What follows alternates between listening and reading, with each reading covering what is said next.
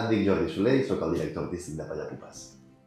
Doncs per definir l'ànima artística de Pallapupes i una mica per explicar quin és el valor afegit que crec que porta Pallapupes en diferència d'altres projectes, jo diria que a Pallapupes hi ha una valentia que ens fa sempre intentar anar un pas més endavant. No ens conformem amb el que ja fem, no ens conformem amb el que ja sabem, sempre volem avançar, volem anar una mica més enllà.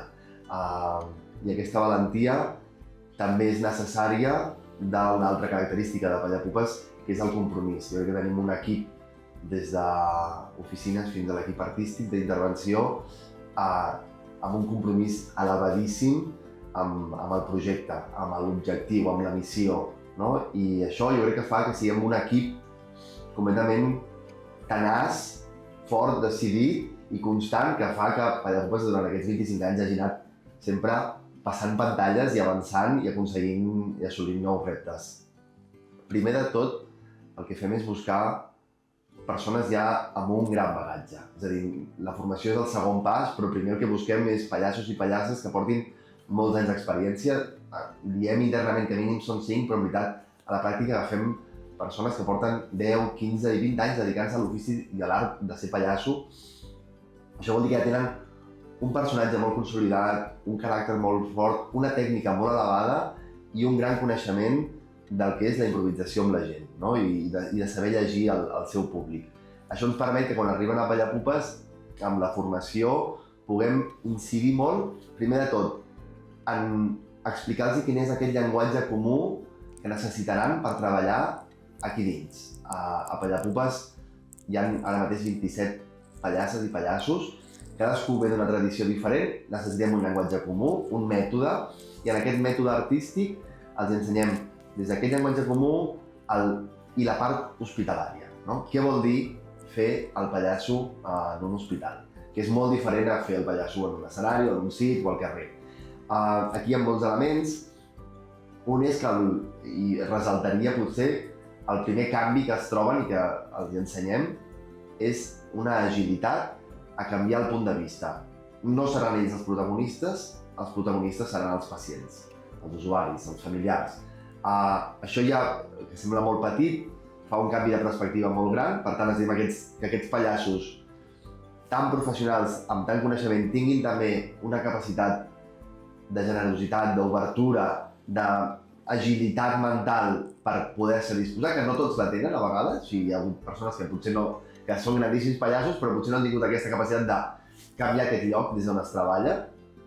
Després, una escolta activa molt alta per poder saber llegir de cada persona què necessita. Pallapupes treballa des d'aquesta cosa que nosaltres anomenem improvisació personalitzada, que vol dir que a tu et farem el que a tu necessites i a tu et farem el que tu necessites. I a tu et farem el que tu necessites, perquè l'humor sí que és un llenguatge comú, però cadascú, segons el seu moment, segons el seu background, segons moltes coses, necessitarà un to, un estil, una energia, un matís, i aquesta escolta ens permet adaptar-nos a cada persona. Després, òbviament, els recursos i, sobretot, també en aquesta capacitat que necessitem és afegir el component sanitari.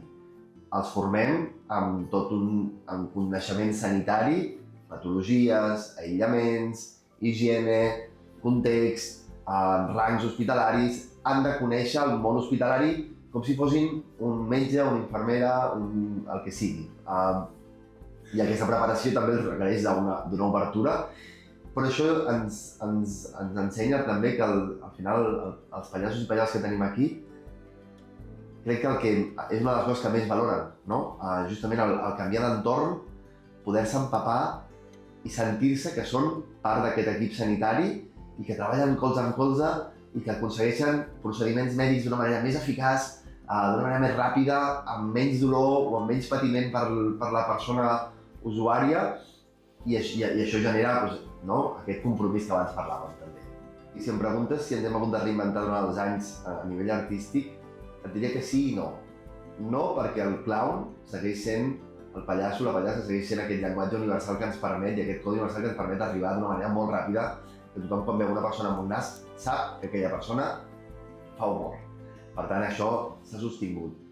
Però sí ens hem hagut de reinventar perquè la societat evoluciona i van apareixent nous límits, van apareixent noves tendències. Ens hem de formar constantment en coses no només sanitàries, sinó també a vegades socials.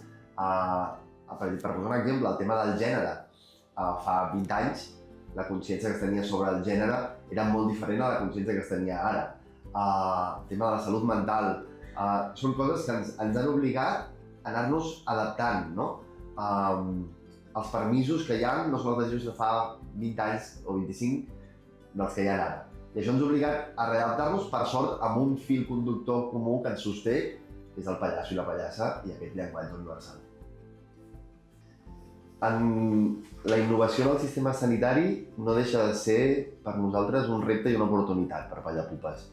Nosaltres també volem innovar, també volem estar en aquests nous llenguatges que apareixen. Jo posaria com a exemple, per exemple, d'un projecte d'innovació que ha sigut tot el tema digital. Com les eines digitals poden ser un element que ens afavoreixi a Pallapupes arribar a més persones, a crear més impactes positius. Aquí vam crear el projecte de la realitat virtual. Estem creant projectes de videojocs, de contingut per televisions als hospitals, perquè les noves eines no deixen de ser noves oportunitats. A vegades les hem de contenir, perquè pot haver-hi un accés, pot ser dolent, però crec que si s'utilitzen en pro d'algo positiu, en pro d'algo terapèutic o d'algo sanitari, és una eina que ens pot generar uns beneficis. Podria seguir parlant d'estona, però... No, i l'altre que podria dir és amb tot el tema de la innovació de la recerca. També Pallapupes en aquests 25 anys ha après que necessita fer recerca entrant en el llenguatge científic per validar allò que ja sabem que funciona. El repte més gran que m'he trobat com a director, hi ha hagut molts reptes.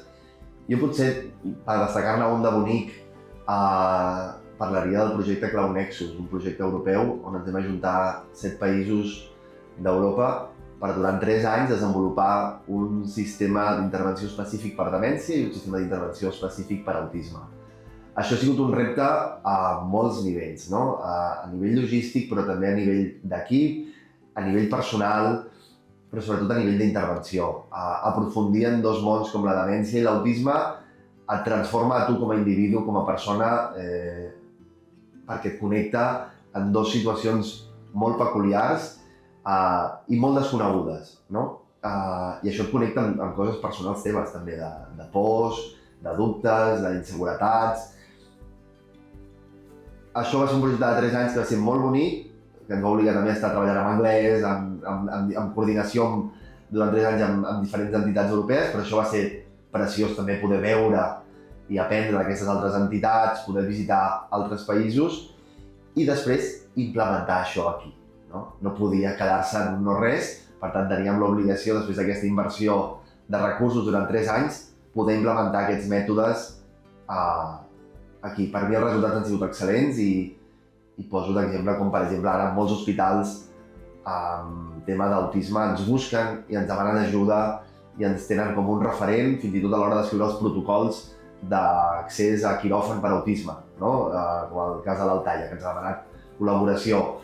Al Trueta ens demanen també ajuda, a Sant Joan de Déu també ens demanen ajuda amb autisme. Sí, això ho posaria com un èxit. En els primers anys, a l'Hospital de Sant Pau recordo que amb una càmera d'aïllament hi havia un infant, un nen, que devia tenir 8-9 anys.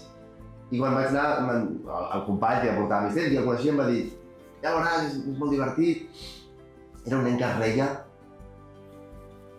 des d'un lloc tan a dins, tan sincer, tan profund, i tenia unes riallades gegants. I recordo que li agradava molt el joc de que ens equivocàvem de porta per sortir. Ens podíem estar realment tota la intervenció dient que marxàvem i equivocant-nos de llocs per on marxàvem i no marxàvem mai.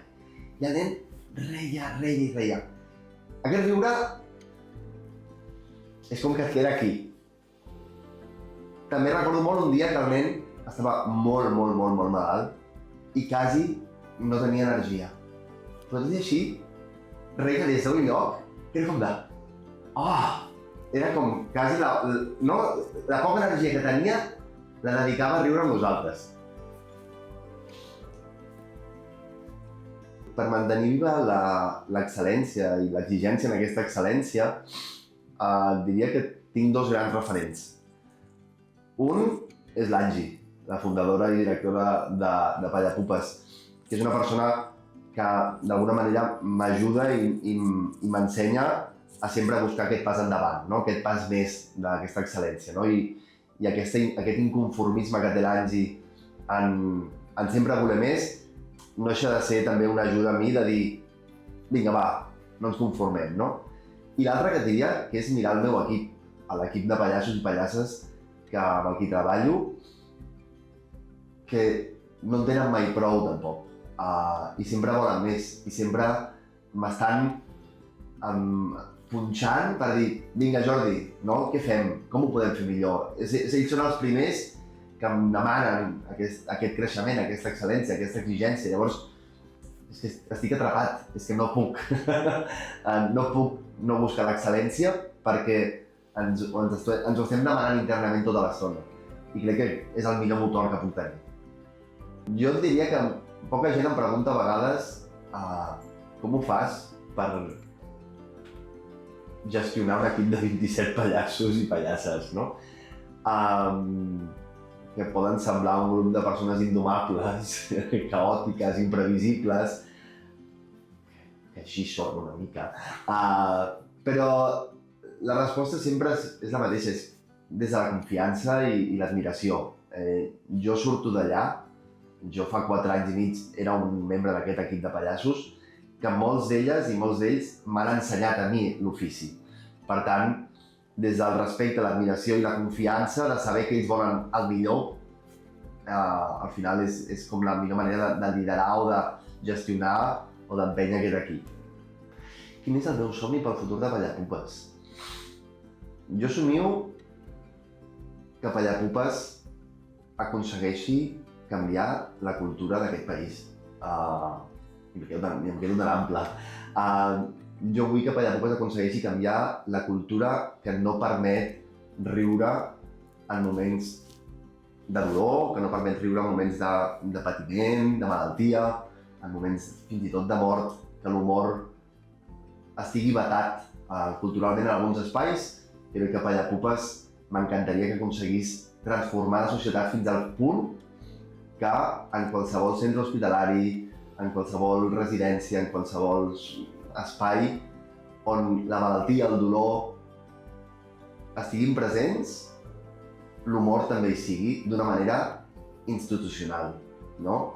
Que els doctors i les doctores del futur tinguin classes d'humor, que la gent no vegi estrany que un equip sanitari estigui rient, o no vegi estrany que un pare o una mare que té el seu fill malalt es permeti riure, perquè sabem que això és sa, això cura.